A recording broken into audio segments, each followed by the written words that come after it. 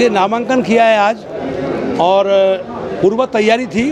और केंद्रीय मंत्री जी का जहाँ तक सवाल है, जनता हमेशा ये देखती है कि मंत्री, केंद्रीय मंत्री, प्रादेशिक मंत्री ये कौन बनाती है? जनता बनाती है। तो जनता को ये पता है कि हमारी सेवा में कौन सा व्यक्ति खरा उतरा, कौन सा व्यक्ति हमारे कम्युनिकेशन में है, हमारे सुख दुख में कौन शामिल है, कौन व्यक्ति हमारे घर पे सहजता से आएगा, हमारे सुख दुख में आएगा, हमारे शादी ब्याह में उपलब्ध होगा और हमारी बात सुनेगा, हमारा काम करेगा। वो नाम है रविंद्र सिंह तोमर भड़ौसा। दिमनी की जनता इस बात को भली बात जान गई है, इसलिए कोई शंका की ज़रूरत नहीं है। दिमनी की जनता कांग्रेस पार्टी के आदरणीय कमलनाथ जी का विश्वास और भरोसा है, रविंद्र सिंह भड़ौसा का भरोसा है। 50,000 मतों से दिमनी की जनता चुनाव जिता रही है। और मैं समझता हूँ कि दिमनी की जनता को और चंबल क्षेत्र के निवासियों को एक अच्छे नेता की तलाश थी।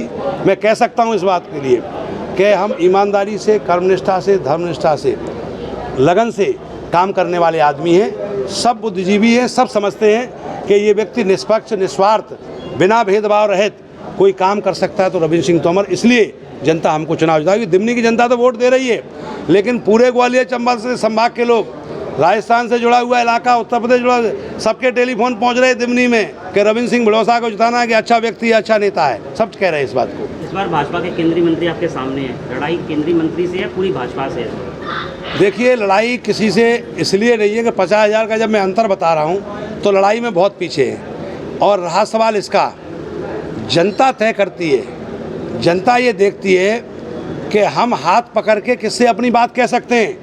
वो केवल एक व्यक्ति है, रविंद्र सिंह तोमर भड़ौसा। गाड़ी जा रही, किसी ने हाथ दे दिया, रुक गए, अपनी बात उन्होंने कह ली, हमने उनसे कह ली, बात हो गई।